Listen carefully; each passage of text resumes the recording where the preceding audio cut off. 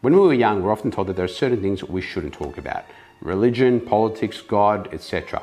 Well, today we're going to talk about religion. We're going to talk about God, and we're going to talk about business and your journey as an entrepreneur. More importantly, I'm going to talk about how I feel a belief in a higher power, whether that be God, a universe, a consciousness, a faith and a religion, can actually help your journey as an entrepreneur to succeed. You see, I've been quite blessed in my life to meet entrepreneurs that believe in a higher power and follow a certain religion. And I've seen how their faith in their religion or a higher power, God or a higher consciousness has helped them to succeed. And what I'm going to discuss in today's video is 4 areas of how having a religion or a faith in God can help you succeed as an entrepreneur. And then what I'm also going to discuss is how us as entrepreneurs need to reach a higher ideal in society if we're going to make this world a better place. Now, the number one way I think religion and a belief in a higher power helps people become more successful in business is through self-discipline.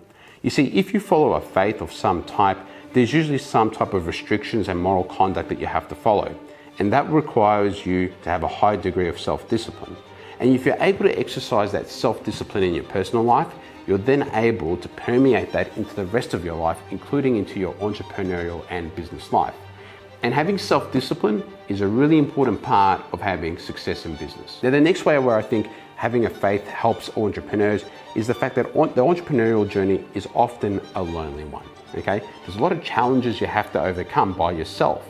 And more importantly, there's a lot of fear that you have to overcome.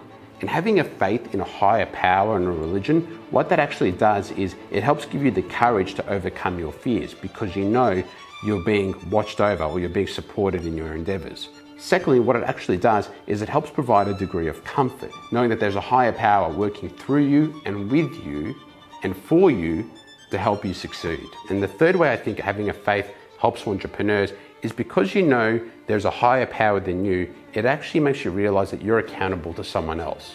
And because of that, it actually forces you as an entrepreneur to become more efficient, to become more effective, and to conduct your way in a manner that is befitting of God's greatness. And because of those 3 key attributes, I think a faith in a higher power has often helped entrepreneurs succeed in business because they've aspired to a higher ideal. Now, let me play devil's advocate for a second. Let's suppose there is no God. Let's suppose there is no higher power. The fact that people have created this construct of religion and they've created an ideal that people have to reach, the very fact that people believe in that and are aspiring to be better actually forces them to become better. Even if there is no God, the fact that they believe in the construct of a higher power and a God and that they have to become better, that within itself is a positive thing. That within itself actually helps to improve humanity. Now, if you do believe in a higher power, a higher consciousness or a God, I think one of the fundamental things that we have to realize is that when we're dealing with people, right, it has to be in the highest good of all parties involved.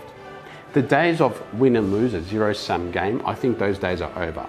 And more importantly, sometimes you as an entrepreneur can find yourself in a position of power, okay? And you have the ability to exercise that power and have a considerable advantage over someone else. And I think there's a really important question we need to ask ourselves here, right? Just because you have the right to exercise your power, does that mean you should exercise it? Even if it means you're making a considerable financial gain. Because eventually one day we'll have to meet our maker.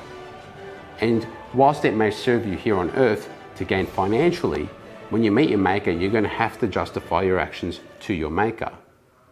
And so because of that, what I've come to realize working with some beautiful entrepreneurs and successful people is that when they deal with people, right, it's about win-win. Even if they could take advantage of them, they don't. And some of these people are atheists, mind you. They don't even believe in a higher power. They just believe in doing what's right. And so in business as entrepreneurs, if we're going to reach our highest ideal, it's also about helping everyone else around us. It's about being accountable for our actions so that one day when we meet God, we're able to say that we acted to the best of our capacity with what we knew at the time, and we acted in a conscious effort to not only improve society, but also in a way that would be befitting of the conduct that God would expect us to have.